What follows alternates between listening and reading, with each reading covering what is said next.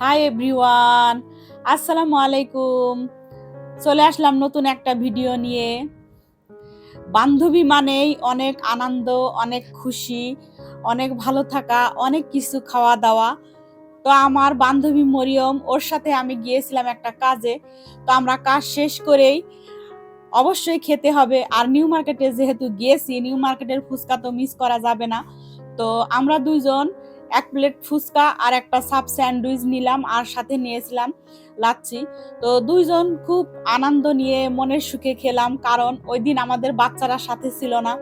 কোনো মানে বাচ্চারা থাকলে তো ওদের একটা এক্সট্রা আবদার থাকে, ওইটাও ছিল না। নিজেদের পছন্দ মতো আমরা দুইজন খাবার নিয়ে খেলাম। ওইখানে খাওয়ার পরেই আমরা চলে আসলাম জয়িতাতে। আর এই জয়িতা হলো রাপা প্লাজার 4th ফ্লোরে।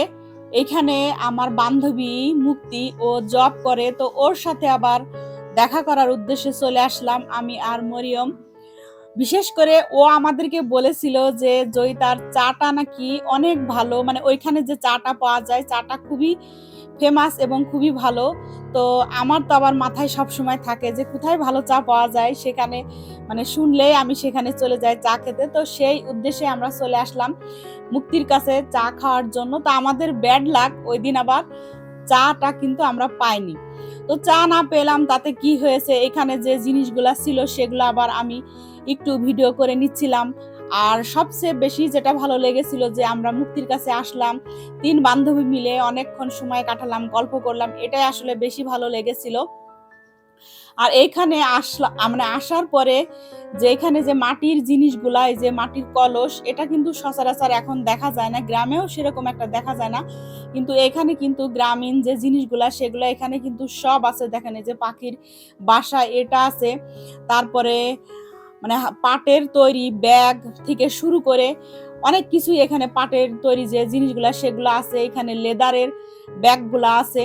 তো আমি সবগুলো একটু ফাঁকে ফাঁকে ভিডিও করে নিচ্ছিলাম, যদিও ওনারা ভিডিও করার অনুমতি ছিল না, যেহেতু আমার বান্ধবী এখানে জব করে সেই সুযোগটা আমি নিয়েছিলাম। তো একটু ফাঁকে ভিডিও করে নিলাম। এই যে দেখেন পাটের জিনিসগুলা, তারপরে এখানে কাঁসার যে জিনিস সেই জিনিসগুলাও কিন্তু এখানে এসে পাওয়া যায়। তো আমি সবকিছু দেখছিলাম, আর খুবই ভালো লাগছিল। মনে হচ্ছিল আমি গ্রামে কোথাও চলে গিয়েছি, মানে অনেক আগে যে জিনিসগুলো পাওয়া যেত সেগুলো এখানে দেখলাম। আর এখানে আবার আমার মতো আরো অনেক মানুষই এসেছে, তারা ছবি তুলছিল।